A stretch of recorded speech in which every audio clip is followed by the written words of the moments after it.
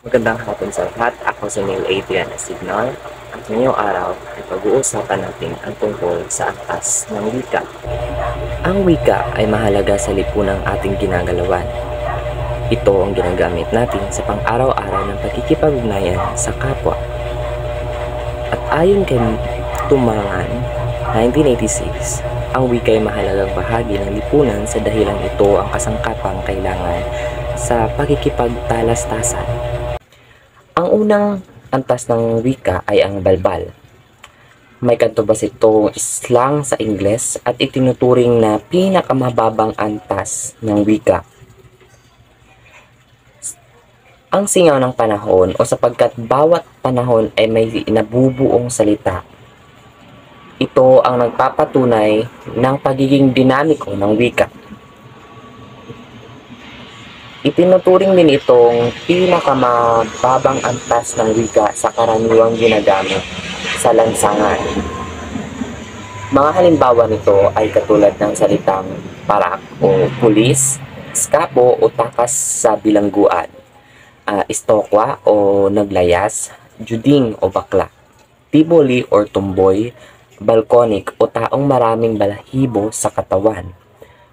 Ang brookback, lalaki sa lalaking relasyon.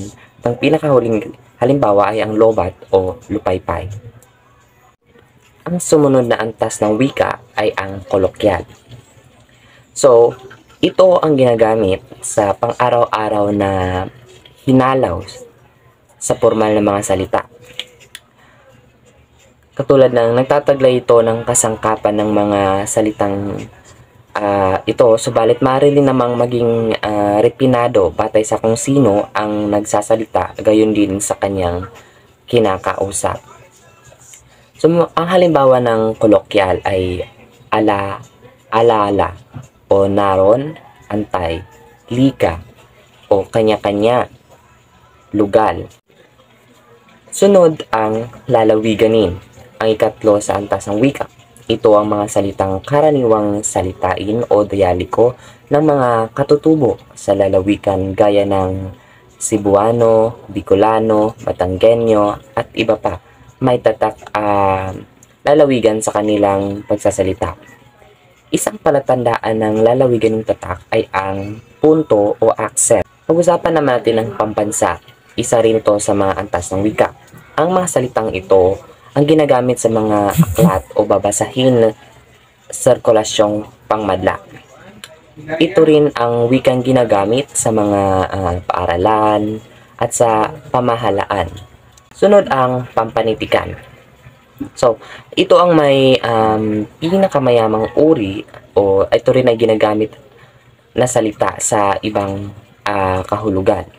Mayaman sa paggamit ng idioma o tayutay, ginagamit ng mga manunulat, dalubhasa at mananaliksik.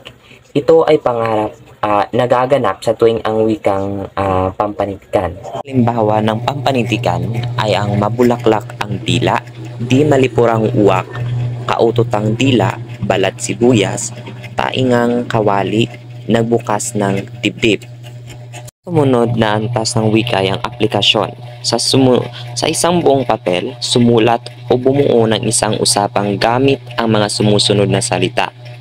Tena, nagsusunog ng kilay, kamo, peki, erap, iniibig, kaklase, asignatura, standby, pagsusulit,